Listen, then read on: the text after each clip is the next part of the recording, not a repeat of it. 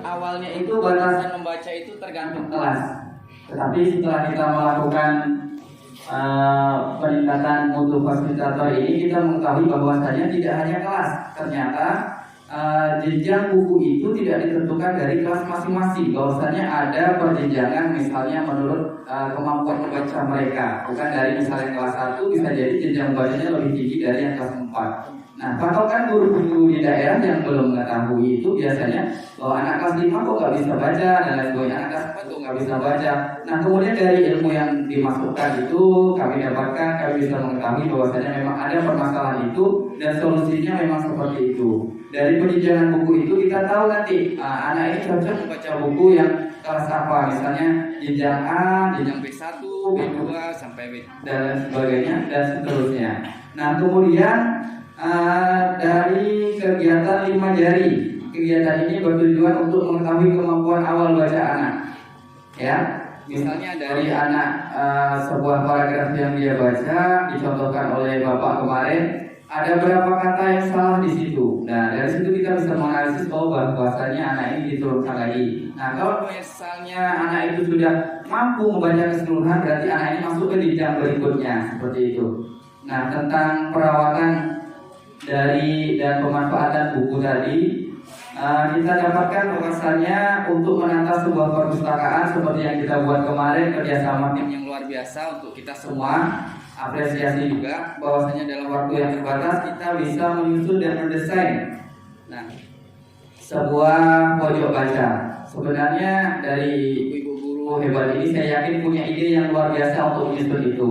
Tapi kita mendapatkan satu dasar yang harus kita pahami, bahwasanya dalam menyusun buku itu sampul untuk anak sekolah dasar itu harus menghadap ke depan. Nah, ini hubungannya dengan apa? Bahwasanya tahap berpikir mereka pada orang psikologi bilang menerangkan bahwa itu tahap konkret. Anak harus melihat benda yang real, gambar yang menarik, benda yang jelas, itu yang harus dilihat.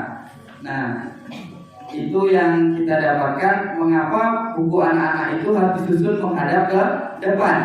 Karena pada usia itu tahapan mereka masih berpikir bahwa kita menganggap anak itu suka dengan sesuatu yang menarik, gambar yang menarik. Nah, kalau untuk tulisan yang menarik itu belum. Awal mereka itu dilihat dari gambar, visualnya. Nah, selanjutnya kurang lebih seperti itu materi yang kami dapatkan, Pak.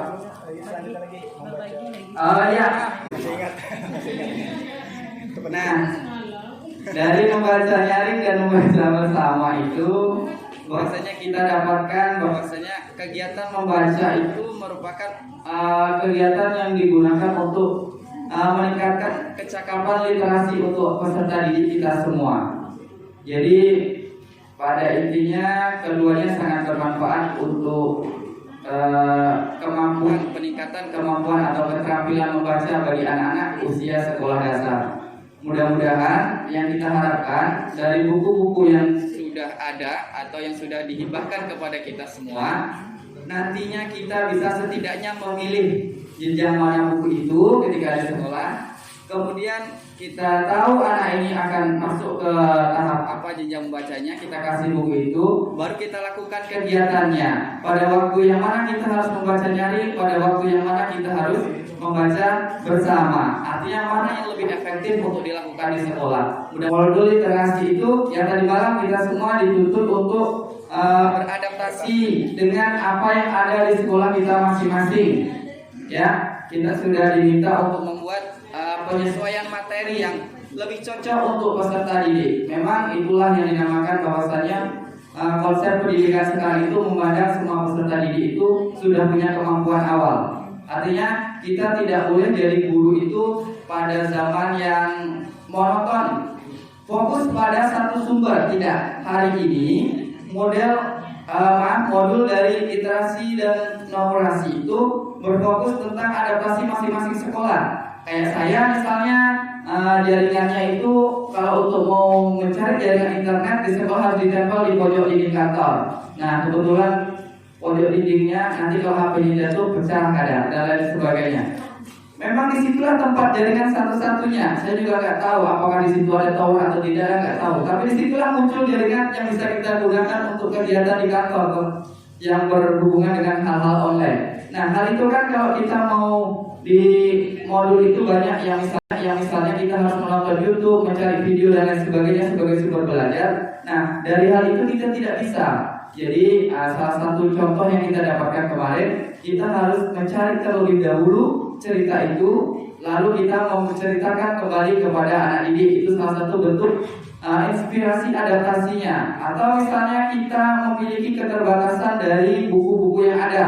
Nah, keterbatasan buku-buku yang ada, kita dapat menambah wawasan, misalnya mencari kata sulit di dalam itu. Karena tidak ada, ini saya pribadi, saya ceritakan, misalnya modulnya cuma 2, ada ibu-ibu yang tadi malam, harusnya kita fotokopi sebenarnya. Jadi alternatifnya pakai apa? Kebetulan di sekolah sudah ada kamus, jadi kita cari sama-sama di kamus itu apa makna dari kata-kata sulit yang ada dalam modul tersebut. Itu betul-betul adaptasi atau inspirasi adaptasi dari modul-modul literasi itu.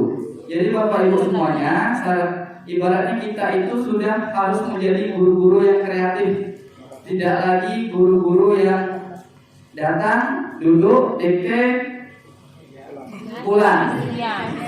Istirahat, Pak, istirahat, sudah selesai cetak itu pulang. Wah, enak sekali kalau guru-guru gitu. Ternyata kita itu memiliki tugas yang berat untuk masuk ke dalam. Nah, satu yang pertama yang harus kita tekankan untuk diri kita masing-masing, karena kami ini ibu-ibu yang merasakan langsung di daerah, bahwasanya satu, kerja ikhlas itu yang paling penting. Karena nggak ada gantinya, Bu. Apalagi kalau yang di daerah hari hujan pagi, jalannya licak, itu tahu semuanya. Mau berangkat ke sekolah itu sebenarnya rasanya berat. Nah, apalagi yang sudah berkeluarga kayak kawan kita dan sebagainya, ada perjalanan yang harus ditempuh, itu bukan hal mudah. Jadi yang menguatkan kita masing-masing itu satu, yaitu kerja ikhlas. Insya Allah kita semua dapat pahala nantinya. Amin. Baik, terima kasih. Itu dari kami. Mohon maaf jika masih ada kekurangan. Kami akhiri. Assalamualaikum warahmatullahi wabarakatuh.